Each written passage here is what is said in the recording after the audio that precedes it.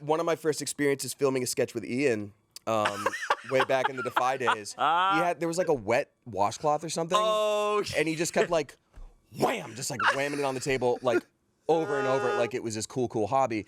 And he did it for like 3 minutes. I know exactly. And I was, what you're talking about. And I'm like too new to the job to be like, hey man, I'm sure you get this all the time. What the are you doing? But like, it was still just this moment of like, I can't be here.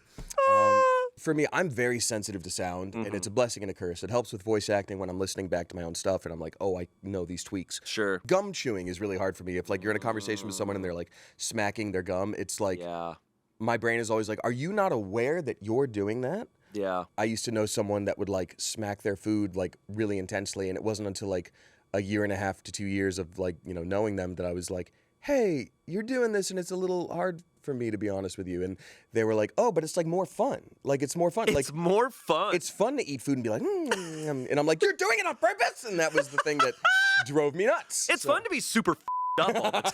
I love it.